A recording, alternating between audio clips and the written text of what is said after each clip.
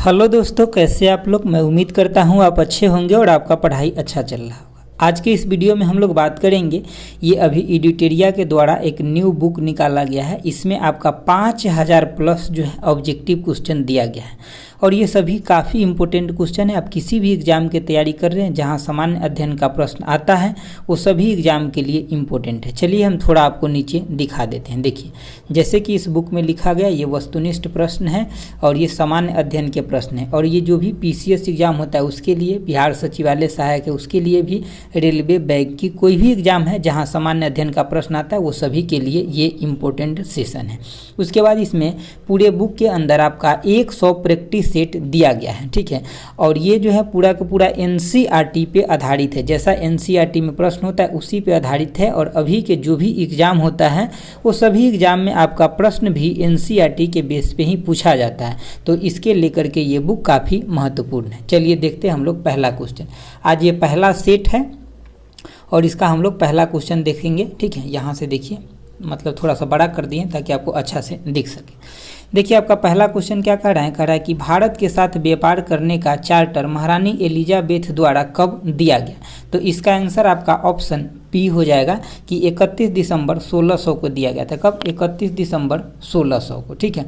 अगला क्वेश्चन देखिए, अगला आपका क्वेश्चन नंबर 2 है। कह रहा है कि भारतीय राष्ट्रीय आंदोलन के प्रारंभ में ही उग्र राष्ट्रवादों का भी वर्ग था। निम्न में से कौन जो है इसमें शामिल नहीं है, ठीक है। निम्न में से कौन नहीं है शामिल, ठीक है। तो देखिए, जैसे कि आपका उग्र राष्ट्रवादी की अगर बात करें तो जिसको आप गरम दल के नेता बोलते हैं, तो इसमें देखिए जैसे कि लाल बालपाल जो है ये गरम दल के नेता थे। तो क्वेश्चन का आंसर आपका ऑप्शन सी हो जाएगा। गोविंद रनाडे नहीं थे उसमें से, ठीक है। उग्र जो राष्ट्रवादी थे उसमें से गोविंद रनाडे नहीं थे। बाकी आपका जैसे कि बाल गंगाधर तिलक, लाला लाजपत राय और बिपिन चंद्र पाल, ये तीनों लोग जो थे मतलब जैसे कि गरम दल के नेता थे, यानी कि उग्र राष्ट्रवादी थे। अगला क्वेश्चन देखिए, अगला जो आपका 3 नंबर क्वेश्चन कह रहा है कि 1916 में कांग्रेस और मुस्लिम लीग के बीच लखनऊ समझौता हुआ, ठीक है। और उसके कौन सा परिणाम बाद में जो है मतलब घातक सिद्ध हुआ, मतलब सही नहीं सिद्ध हुआ, बाद में घातक सिद्ध हो गया। तो ऑप्शन आपका सी हो जाएगा कि कांग्रेस द्वारा मुसलमानों के प्रति संतुष्टिकरण की नीति का आरंभ होना। तो यही जो है क्या है कि ये मतलब बाद में घातक परिणाम साबित हो गया, ठीक है। अगला क्वेश्चन देखिए, अगला आपका क्वेश्चन नंबर 4 है। कह रहा है कि व्यक्तिगत सत्याग्रह किस गवर्नर जनरल के काल में मतलब जो है शुरू हुआ था या आरंभ हुआ था। तो इसका आंसर ऑप्शन सी हो जाएगा। लॉर्ड लिनलिथगो के काल में जो है मतलब शुरू हुआ था या आरंभ हुआ था। अगला देखिए, अगला आपका 5 नंबर क्वेश्चन है। कह रहा है कि भारतीय राष्ट्रीय कांग्रेस की पूर्ववर्ती संस्था में सबसे पहली और प्रमुख संस्था थी। तो सबसे पहले जो जैसे कि भारतीय राष्ट्रीय कांग्रेस है ना, इससे पहले इस संस्था का क्या नाम था। तो ऑप्शन आपका सी हो जाएगा। ब्रिटिश इंडियन एसोसिएशन इसका नाम था। क्या था? British Indian association. अगला क्वेश्चन देखिए, अगला आपका 6 नंबर क्वेश्चन है। कह रहा है कि साइमन कमीशन की सिफारिश के संदर्भ में निम्नलिखित में से कौन सा कथन सत्य है। तो इसके बारे में कौन सा कथन सत्य है, तो ऑप्शन आपका सी हो जाएगा, ये सत्य है। यानी कि इसने केंद्र में द्विसदन विधायिका के उन्मूलन का सुझाव दिया था। तो ये बातें सही है, ये आपका साइमन कमीशन के द्वारा सिफारिश में ये चीज़ें संदर्भ में सही है। अगला देखिए, अगला आपका 7 नंबर क्वेश्चन है। कह रहा है कि Dadabhai Naoroji British House of Commons के लिए चुने जाने वाले पहले भारतीय थे। उन्होंने किस पार्टी के टिकट पर चुनाव जीते थे। तो मतलब दादा भाई नौरोजी जो है ये मतलब लड़े थे वहाँ से हाउस ऑफ कॉमन से। तो वहाँ पे किस पार्टी के मतलब जैसे कि टिकट इनको किस पार्टी से मिला था। तो ऑप्शन आपका डी हो जाएगा, लिबरल पार्टी के द्वारा इनको टिकट मिला था। अगला क्वेश्चन देखिए, अगला आपका 8 नंबर है कि भारत पर हुनों का प्रथम आक्रमण किस समय में हुआ था। तो हुनों का जो आक्रमण हुआ था किस समय में हुआ था। तो ऑप्शन आपका सी हो जाएगा, स्कंदगुप्त के समय में हुआ था। अगला देखिए, अगला आपका 9 नंबर क्वेश्चन है। कह रहा है कि एहोल अभिलेख किस शासक से संबंधित है। तो इसका आंसर ऑप्शन सी हो जाएगा, पुलकेशिन द्वितीय से संबंधित है एहोल अभिलेख। अगला 10 नंबर है कि सत्यमेव जयते किस उपनिषद में संग्रहित है या किस उपनिषद से लिया गया है। तो ऑप्शन आपका डी हो जाएगा, मुंडिको उपनिषद से लिया गया है।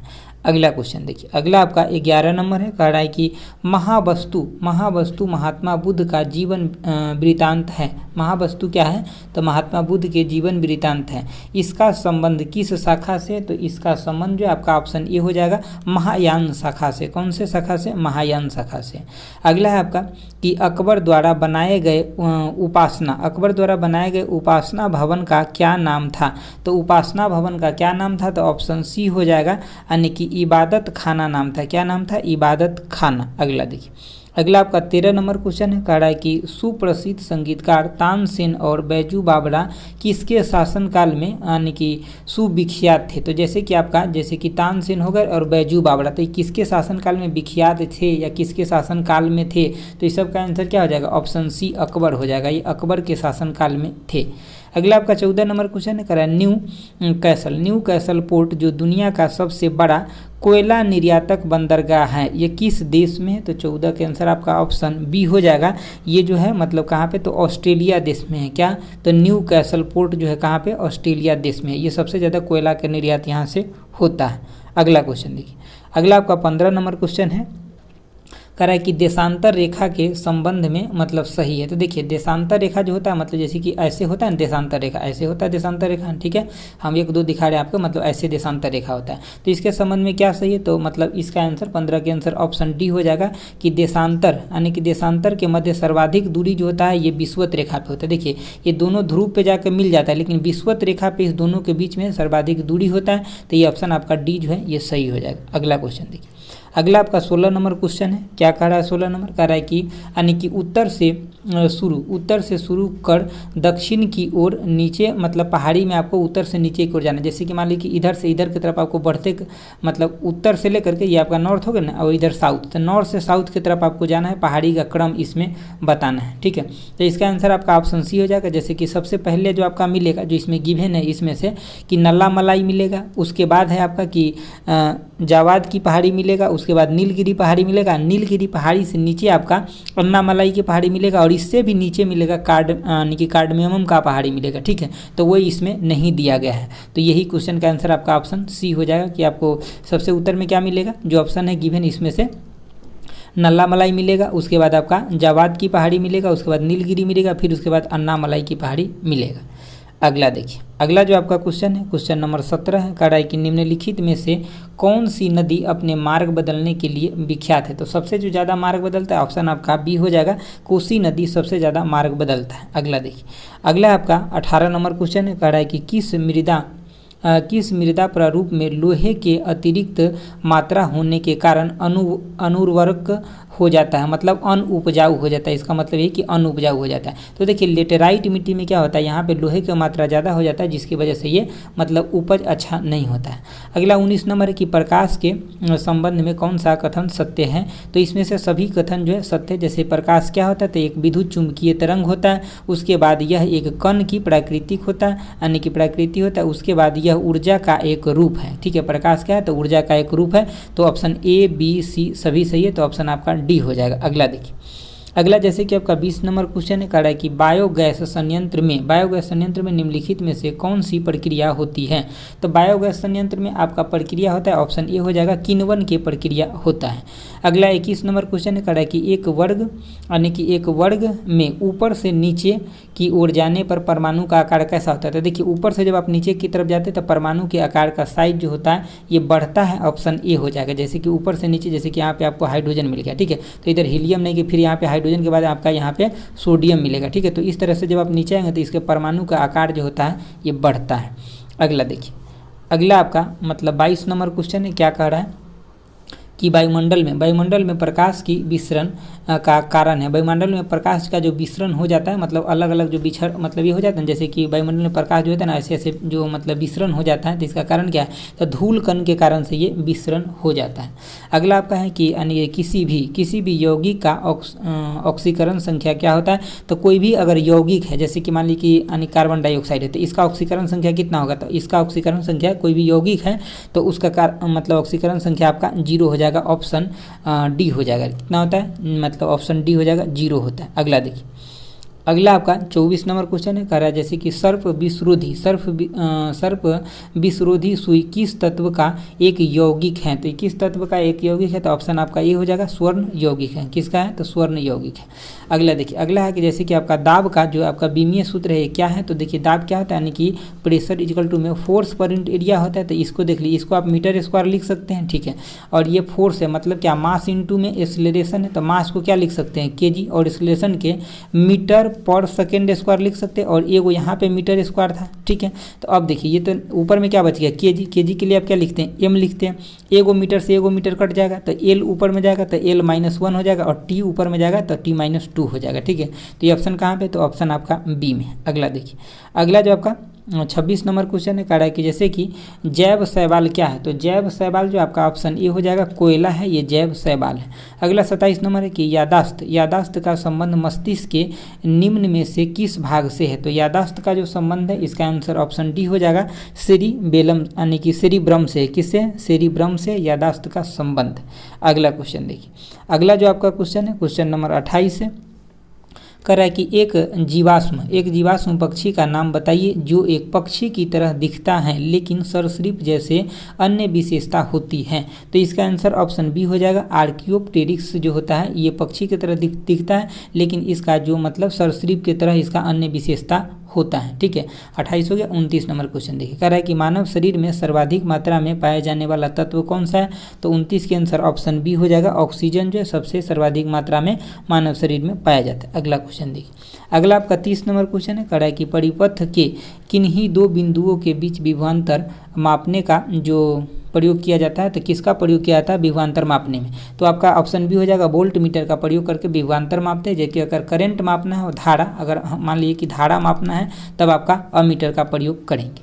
अगला देखिए, अगला आपका 31 नंबर क्वेश्चन है, कह रहा है कि आपातकाल के दौरान मौलिक अधिकार का निलंबन कर सकता है। कौन कर सकता है, तो इसका निलंबन ऑप्शन सी हो जाएगा, राष्ट्रपति के द्वारा ही किया जाता है मौलिक अधिकार का निलंबन।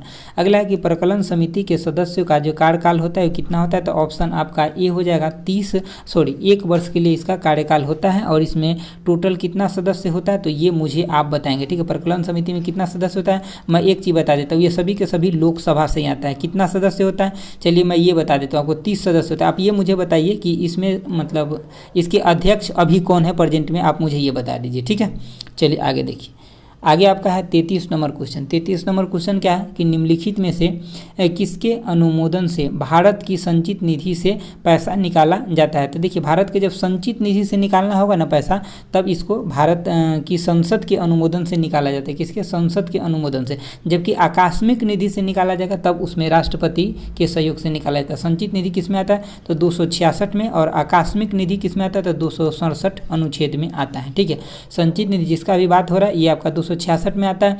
इससे अगर पैसा निकालना है तो भारत के संसद के अनुमोदन से निकाला जाएगा, ठीक है। लेकिन जब आकस्मिक निधि से निकाला जाएगा तब ये 267 में होगा, और ये भारत के राष्ट्रपति के सहयोग से निकाला जाता है। अगला क्वेश्चन देखिए, अगला आपका 34 नंबर है, कह रहा है कि भारतीय संविधान में विधि के समक्ष समता किस देश के संविधान से लिया गया। तो 34 के आंसर आपका ऑप्शन डी हो जाएगा, ये ब्रिटेन के संविधान से लिया गया। कहाँ से, ब्रिटेन के संविधान से जो क्या लिया गया है, तो ये आपका यानी कि विधि के समक्ष जो है समता ब्रिटेन के संविधान से लिया गया।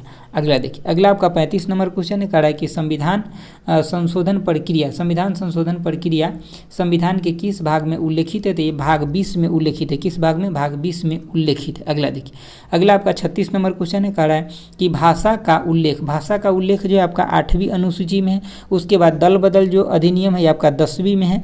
उसके बाद 73वां संविधान संशोधन जो हो जाएगा ये आपका 11वीं अनुसूची से संबंधी हो जाएगा।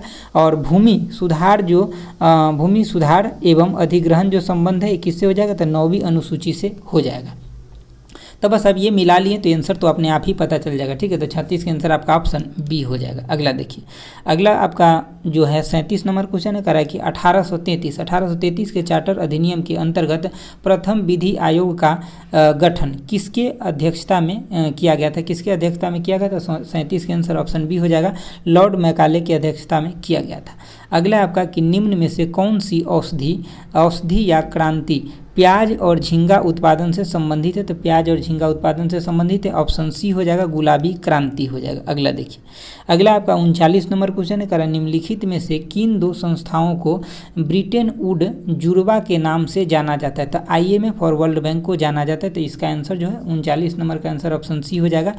IMF और वर्ल्ड बैंक को मतलब ब्रिटेन वुड्स का जुड़वा के नाम से जाना जाता है। ठीक है, तो ऑप्शन आपका सी हो जाएगा। अगला देखिए, अगला जो हो जाएगा आपका 40 नंबर क्वेश्चन है, कह रहा है कि किस वर्ष भारतीय रिजर्व बैंक का राष्ट्रीयकरण किया गया? तो 1949 में भारतीय रिजर्व बैंक का राष्ट्रीयकरण किया गया। अगला 41 नंबर क्वेश्चन है कि हिंदू राष्ट्र का विचार मूलतः किसका है? तो हिंदू राष्ट्र का जो विचार है ऑप्शन आपका ए हो जाएगा, VD सावरकर जी का। किसका? VD सावरकर के। अगला क्वेश्चन देखिए, अगला आपका 42 नंबर क्वेश्चन है, कह रहा है कि भारत में आयकर है, भारत में जो आयकर है ये क्या है? तो 42 के आंसर ऑप्शन बी हो जाएगा, प्रत्यक्ष और गतिशील है। कैसा है? प्रत्यक्ष और गतिशील है, यही भारत में आयकर है। अगला है आपका 43 नंबर की कुचिपुड़ी किस राज्य के प्रसिद्ध लोक नृत्य है? तो ये आपका आंध्र प्रदेश के प्रसिद्ध लोक नृत्य है कुचिपुड़ी।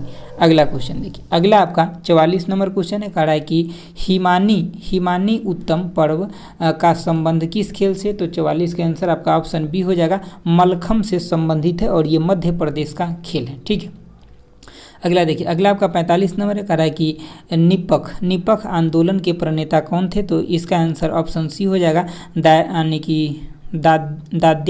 यानी कि दायदू याल था। कौन था? दायदू याल था। ठीक है, ये जो आपका निपख आंदोलन थे इसके जो है आपका प्रणेता कौन थे? तो दाद्दे याल थे। ठीक है, अगला देखिए, अगला जो आपका 46 नंबर क्वेश्चन है, कह रहा है कि द्रकमा सिक्का किसने चलाया था? तो द्रकमा सिक्का जो ये किसके द्वारा चलाया गया था? तो ऑप्शन आपका ये हो जाएगा, ग्रीक के द्वारा चलाया गया था। द्रकमा सिक्का जो ग्रीक के द्वारा चलाया गया था।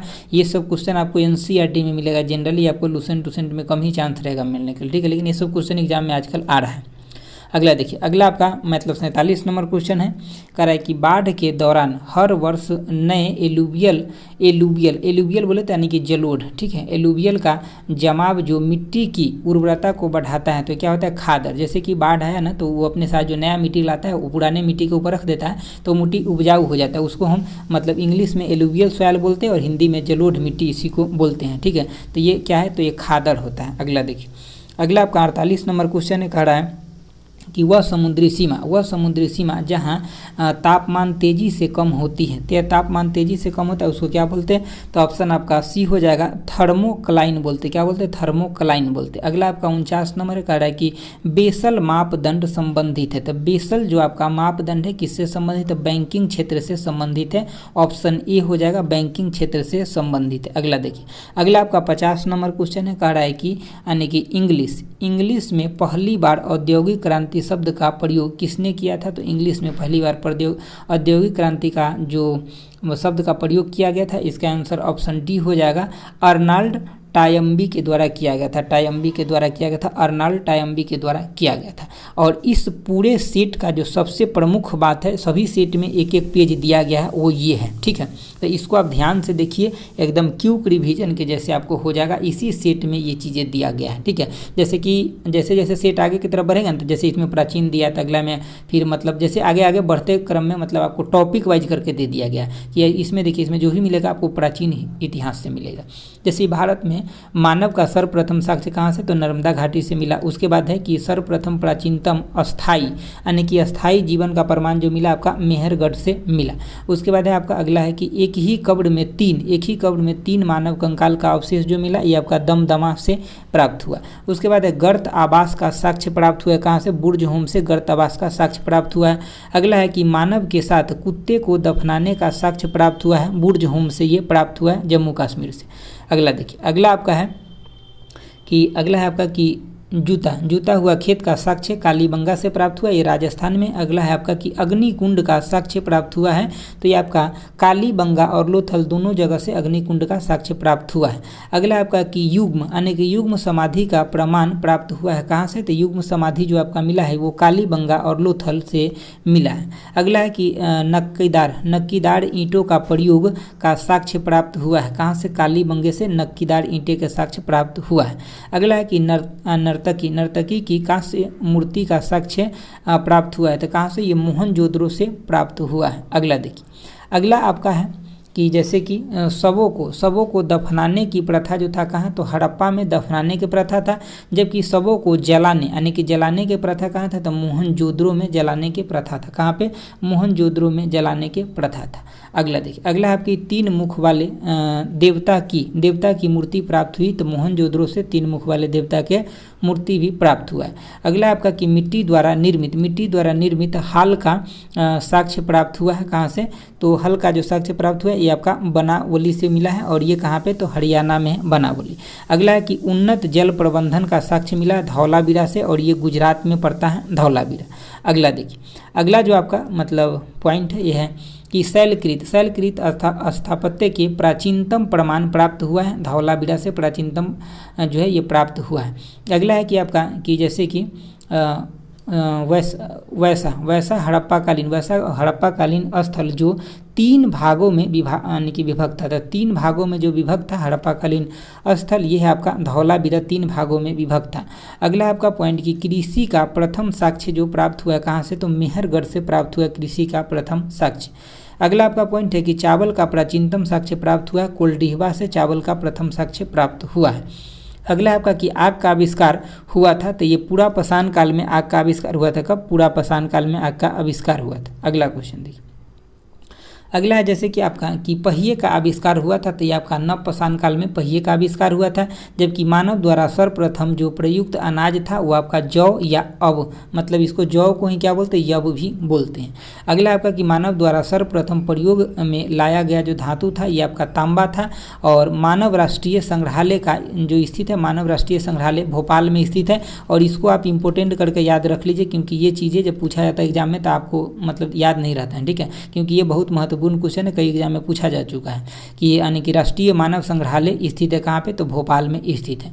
अगला आपका पॉइंट है कि सिंधु सभ्यता के प्रमुख बंदरगाह थे, तो लोथल और सुतकोटदा जो है ये आपका मतलब सिंधु सभ्यता के प्रमुख बंदरगाह था। अगला देखिए, अगला है आपका कि हड़प्पा एवं मोहनजोदड़ो को संयुक्त जुड़वा राजधानी कहा था, तो किसके द्वारा कहा गया था, तो ये पिगट के द्वारा कहा गया था। तो दोस्तों ये आपका सेट नंबर 1 खत्म हो गया, ठीक है। और कितने लोगों को इसका पीडीएफ चाहिए, तो हम आपको पीडीएफ भी दे देंगे, ठीक है। और आप एक बार लाइक जरूर कर दीजिएगा, और दोस्तों के साथ एक बार शेयर भी करिए, क्योंकि ये सब क्वेश्चन है ना, इसको आप कर लीजिएगा ना, तो कोई भी एग्जाम देने हैं आपको बेनिफिट ही होना, चाहे बीपीएससी दे रहे हैं, चाहे सचिवालय सहायक दे रहे हैं, चाहे और कोई एग्जाम आने वाला होगा उसको अगर दे रहे हैं, जहाँ जीके जीएस साइंस आ रहा है ना, उस सब के लिए काफ़ी महत्वपूर्ण ये होगा सीरीज, ठीक है। और थोड़ा भी आप लोग सपोर्ट कीजिएगा तो इसमें 100 प्रैक्टिस सेट है, बहुत जल्दी हम पूरे को कंप्लीट कर देंगे, इसका प्लेलिस्ट भी बना देंगे। ये आज पहला सेट था, ठीक है। तो आज के लिए इतना ही रखते हैं। Thanks for watching, okay bye, जय हिंद दोस्तों।